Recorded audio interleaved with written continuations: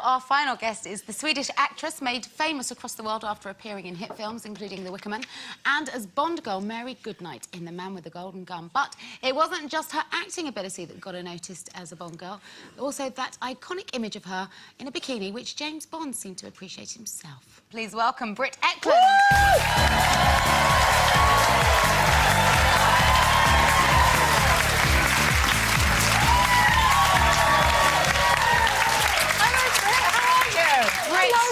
Hello. Oh my God, you don't look any different. You don't. Of course I do. You've got the same proportions now as you figure. did as you did back then in that bikini. Really? I think you might be my new inspiration. You could do worse. I could do worse. Did you get to choose which bikini you got to wear? Or then? No. And on all the posters over the years, it's been green and blue and black and yellow, but it was actually blue. Now, Roger Moore, he had a real twinkle in his eye, didn't he? Was there Yeah. chemistry with you two? Yes, because he was a very jokey. He wasn't sort of sexually threatening. You know, sometimes leading men can be like... Who was the most like that you've ever worked with, that noise you did? I don't think I've ever worked with a man that was that way, but Sean Connery would definitely be that kind of sexually threatening man. Yeah. Would you have had the same confidence strutting around in a bikini in front of Roger Moore as with Sean Connery as you were with Roger Moore? Oh, yeah. Yeah? Yeah, listen... Why not? You looked really hot. Listen, I was thin. Well, you still are thin. Still are. No, but I mean, you know, when you do it for the movies, you got to be doubly thin. How did you get that job?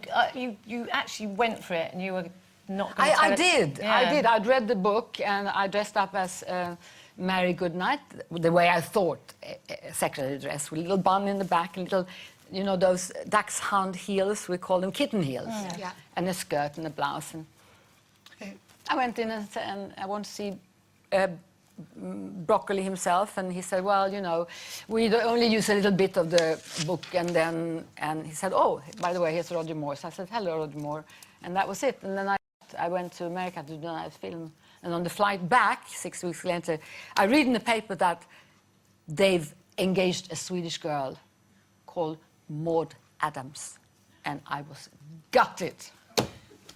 Gutted. So what How did did you get rid of her then? No, she was... she became my very best friend, and she was Christopher Lee's girlfriend in the movie. So that's how that happened. Now, last time we saw you, I think it was about a year ago, and you Yeah, were doing exactly, an audience with, weren't you? That's Britt? correct, yes. Are you planning to do more of that? Because I know you quite enjoyed it, didn't you? And it was a big success. It won't be called an audience with. It will be called something else, and it will be not as structured. It will basically... It's my one-woman show. It will just be me sitting on a chair talking like I do to you now, and then the odd photos shown behind. Because it was a little too structured. I wasn't... You know when you're not comfortable in something. So I'm working on that this minute. Good. And do you, is it a fair game as far as your life is concerned? Are you quite happy to put everything up for public consumption in the context of that show? Well, if you can find something about me that hasn't been out there.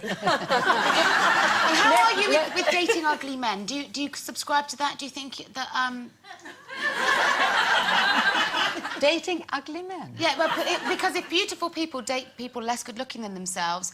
It makes them feel there's two arguments. It makes them feel better. I never There's a had sense that of gratitude, problem. and apparently less good-looking people work harder in certain areas.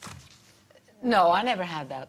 You know, I never looked at it like that. I fell in love with you. I lived with you in some cases. I married you in other cases. You two? Did you live together? Let's have it out but you know what I'm saying? See, we didn't know that.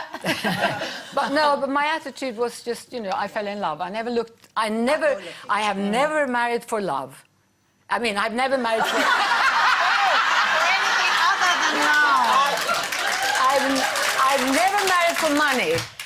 I've only ever married for love. Do you think that... And then look where it got me. Do you think that some of your relationships might have been down to the way you looked?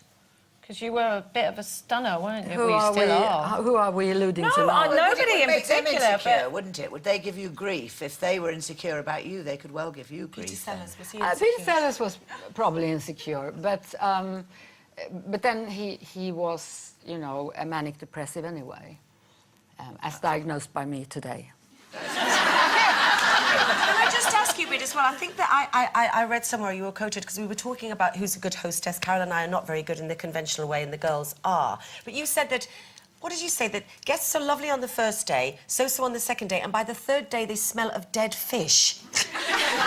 Why do they? What? Because after 3 days you've run out. I mean, unless it's my best friend, you know. But if you're having a couple staying, or more than 2 people, then you've got to find something to talk to you about, something to talk to you two about. Well, why does that make them smell of fish? Well, because after 3 days they've eaten all the best food, they drank all your best champagne, you've driven them around to see, you know, let's talk about my house in Sweden, whatever there is to see in Stockholm, or, you know, and that's it. I can't do anything more for them. But I had 2 girlfriends come to Stockholm, staying with me. I love them. They're my best girlfriends. But I couldn't be bothered to drive them around, so I just hired a taxi and I said, take them around and show them Stockholm. You know, That's a great idea. but the guy spoke English, and so what? I mean, Good idea. it cost me 30 quid. And you got them out of the house. Yes! Then we met up for our drink later. Do you like a drink?